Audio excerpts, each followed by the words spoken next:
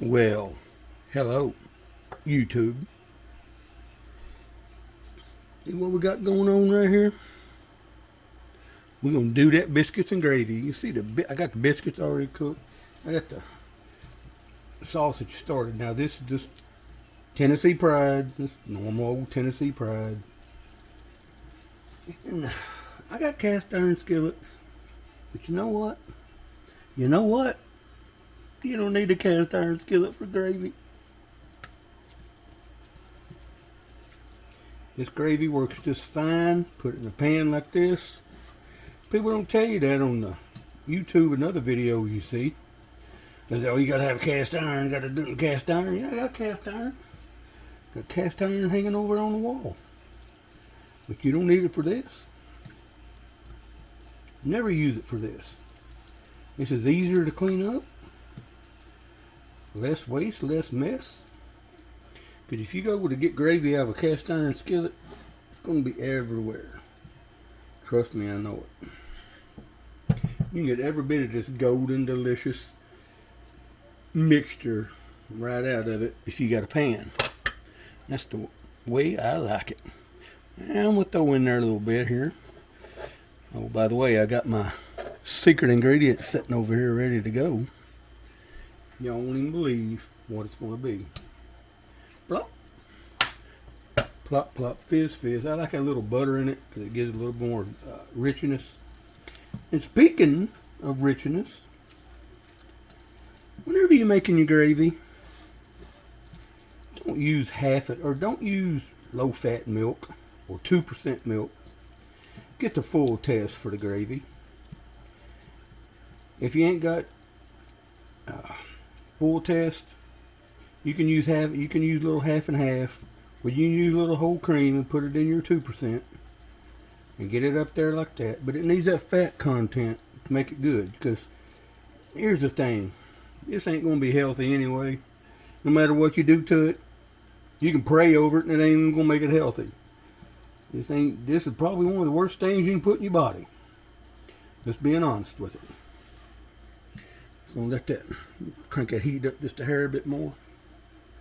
Now I got all my ingredients sitting out over here, except for the mystery ingredient. You're gonna find out in a minute. And man, I'm gonna tell you right now, I absolutely hate a glass stovetop. Cannot stand them. So I'm waiting for this thing to tear up so I can go get an old coal burner. My preference is the gas stoves, but of course I don't have gas out here. I guess I'd go rent a tank or something and get gas like that, but yeah, I can get by with the coil burners. And that's what I'm replacing this with. I hate a glass range. Just cannot stand it. Alright, let that bubble up a little bit. Oh, what do I got over here? I got 2 cups of milk. I got a 1/3 cup of all-purpose flour. Got some paprika. Got some onion powder. Got some garlic powder. Got some Lee and Perrins Worcestershire sauce. And of course, I'm going to top it off with a little bit of Kobe Jack. Now, if I get through this without knocking something over or spilling something, which Kim already don't like me in the kitchen because I tear up her kitchen. And she claims I don't clean it. I clean it. Come on now. Come on, man. You know I clean that kitchen. Alright, we're going to start sifting in our flour slowly but surely, because that's looks like it's about there. Put it in slow and easy and get your flour mixed around and get it cooked. You don't want clumpy flour and you don't want raw flour because you'll taste it. Keep on going, keep on going. Cat's in here running between my legs, wanting to trip me. He'll probably trip me before it's over with. Now this is just a 1/3 cup. And this is a pound of sausage, 2 cups of milk. And that's about all you need for the ingredients, the main ingredients. The seasonings, Well, I mean, you know, salt, pepper, whatever. It's up to you. Traditional gravies, just salt and pepper. But you know, I don't ever do things traditionally. I gotta be me. She's in there sneezing. She's in there watching NASCAR. I don't know if y'all can hear it or not, but this camera picks up pretty good. Alright, let's get that in there. Everybody in the boat. Alright. Get that flour cooked down. I'm going to start adding our milk a little bit at a time. You don't want to just dump it all in there. See how clumpy that, or how thick that, or that, that sausage is already getting. We'll turn that heat down a little bit. We got a little too hot. Alright, we're going to put this milk in. I'm left-handed and I'm cooking right-handed. This is not working. We're getting ready to see a mess happen. I got a feeling. Alright, yeah, see? I told you. And I guess you may have a point that I do destroy the kitchen whenever I come in here and cook. But she eats it. Well, there you go. She'll eat every bit of it. In fact, I told her I was doing a gravy video, and she said, well, I want some scrambled eggs on mine. I just dumped the rest of that in there. It's got incorporated pretty good. I want some with some scrambled eggs on it. I told her, I said, look, woman, I thought we'd done this yesterday. Anyway, she's going to get some scrambled eggs on it. I'll do that after I kill this video. Because we want to get this gravy going. Get this stuff right. I'm going to stir it for it. She's got a point. I mean, look at this. Yeah, I'm making a mess. I just realized that. Talking to y'all and doing a video. Yeah, I do make a mess in the kitchen. She's right. I'm wrong as usual. I'm not a bright man. Okay? Let's just get that out of the way.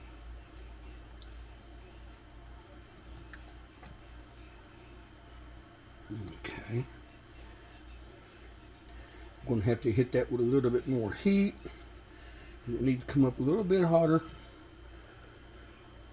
If you don't want to scorch it and burn it, because that's milk in there. Milk burns. Alright, we're going to start adding some seasonings. I'm going to let it cook down. Thicken up. A little garlic powder. That'll be enough. I don't measure anything. I just do it. I just eyeball it. I don't need. Look at that. Some, yeah, you know. It happens. A little bit of that garlic powder. Get this stirred around a little bit.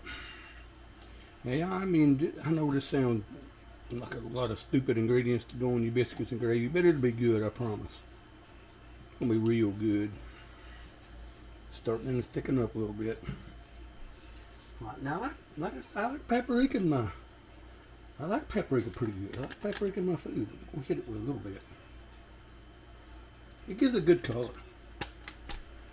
A little smoky flavor. Alright. A little salt and pepper. Already ground. Fresh ground. A lot of pepper. Gravy takes pepper. Getting close to that magic ingredient.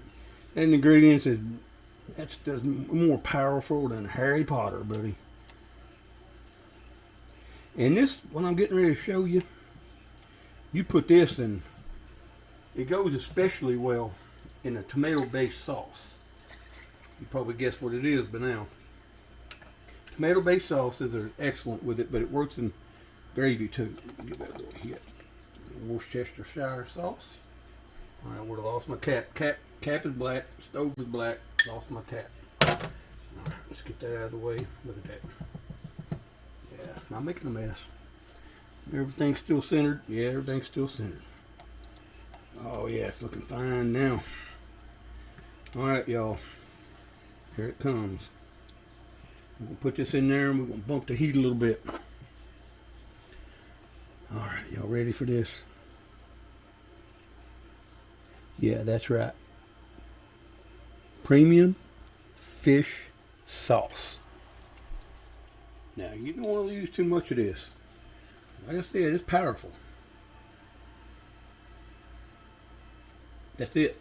That's all you want. And you won't even taste it. But it'll be something in the background that you can't identify and you can't explain. That's what it is. It is fire in gravies. And it works, like I said, it works especially well in your tomato-based sausages. I'm struggling here tonight. Your tomato-based sauces, your spaghetti sauces, your pizza sauce, your marinara, your tomato gravy. That's something we could cook one of these days, is some tomato gravy. Have y'all ever heard of that or had that? Tomato gravy is good. It goes on biscuits too. It goes on a lot of things. But it's pretty good too. Alright, we're going to bump that heat up just a hair bit. So we can get a little bit more heat on it, get the cooking going, and I'm going to give her a taste.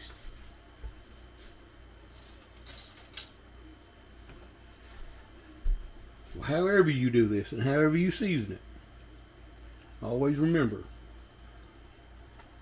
full whole milk.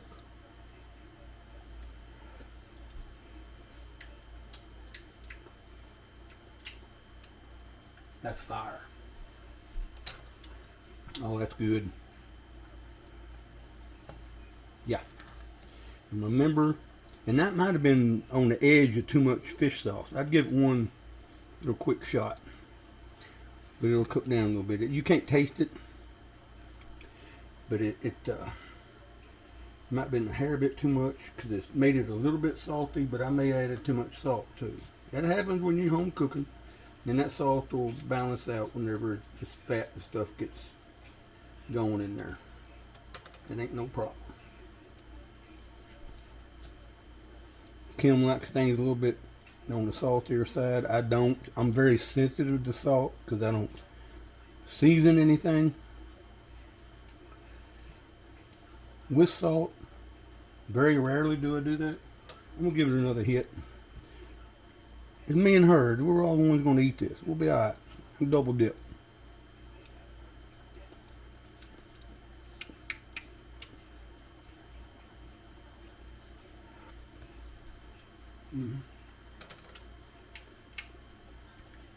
Yeah, that's good.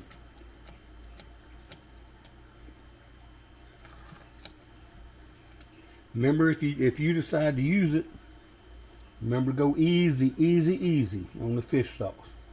In fact, if you're starting out using this stuff, it comes in a little drip lid. I'd put like 5 drops in it. It'll be enough. Trust me on that.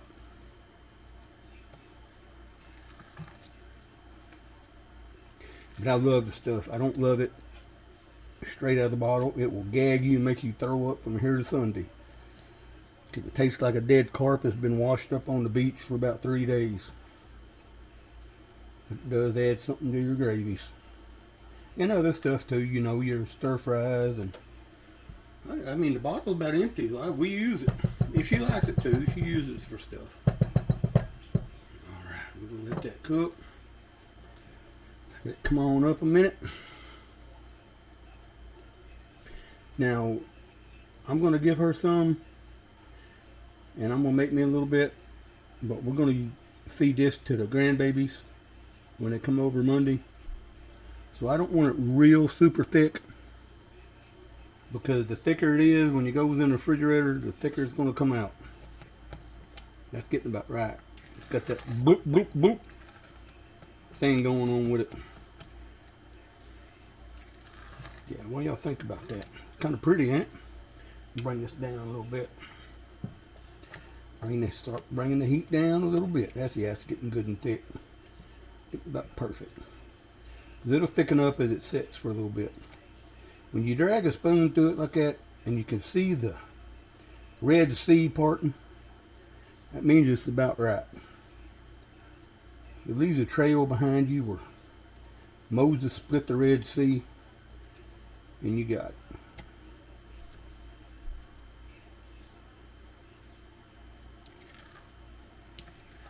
Snuffles is mad because he's not in the video tonight. We'll do him a video. We'll get him back in it. We'll get everything back on. I'll get some kind of food reviews going again.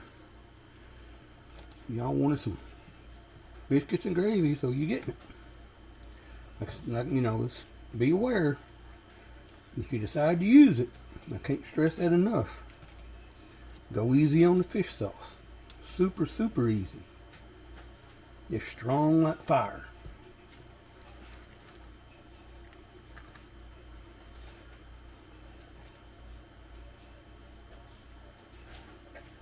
Yeah.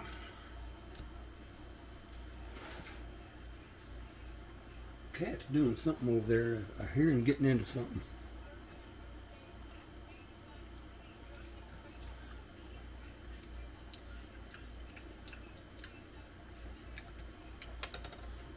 It's got a little bit of a beefy undertone to it from that Worcester and that fish sauce. It's outstanding.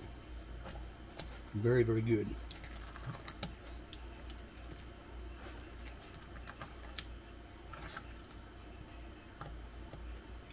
Alright, y'all, it's about done. Kill that heat.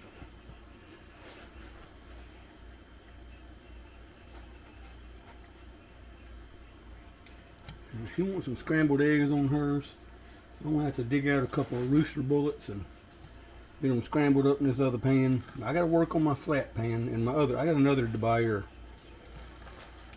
cast iron pan. It's the 9-inch standard style.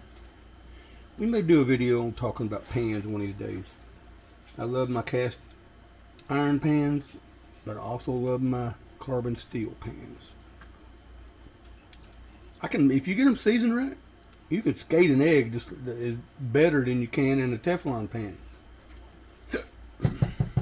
I don't like Teflon or non-stick pans. I don't know if all of them are Teflon, but non-stick pans in general, you can burn them, and when you burn them, they release toxic material, or they start flaking, and you don't want to eat that non-stick flaking stuff, because they say it won't hurt you and it'll just go through you, yada yada yada. I don't care. I don't like to put that in my body. Look at that perfect consistency. We're letting it cool down now. We got the heat turned off. Oh yeah. That's my gravy. And I got my biscuits over in the corner. We're going to get us a couple of them. Now, them biscuits, they're not homemade. They're just frozen biscuits. I mean, you want to make homemade biscuits, you can, but I just soon have the frozen. Oh, yeah, that's parting just fine. Yep. Oh, yeah, that's perfect consistency.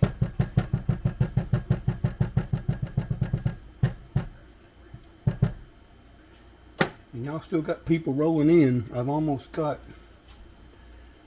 probably crack 16,000 subscribers thanks to you all. Amazing. I appreciate it so much.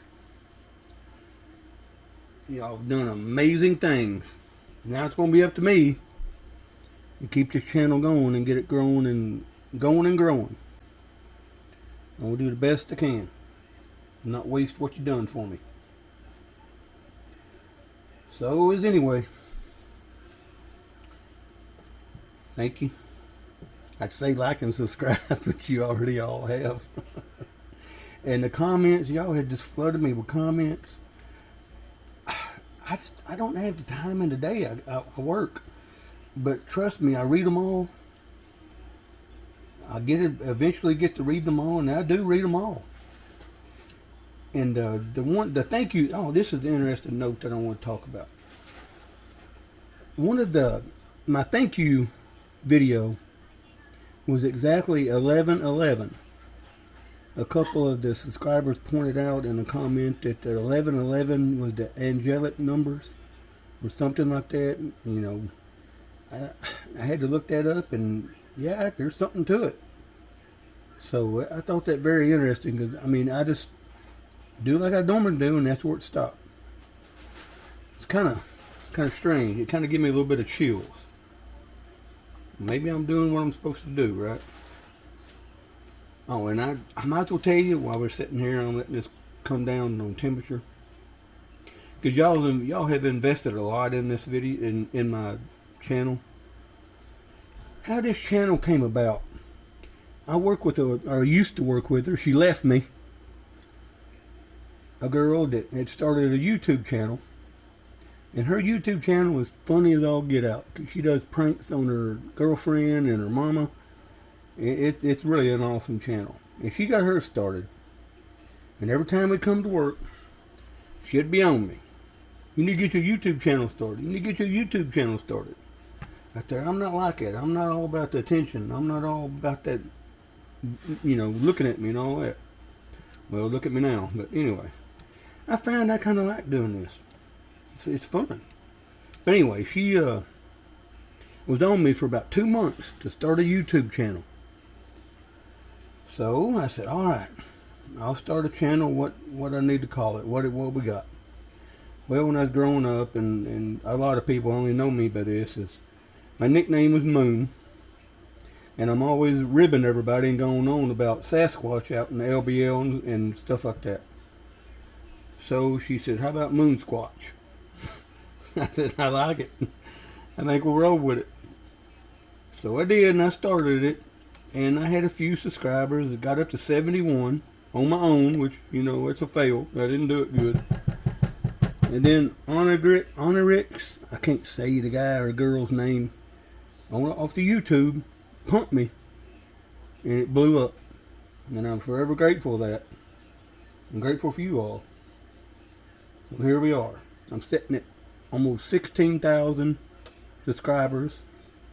And that usually don't happen like that, because you usually get I gotta wait on my hours for my views.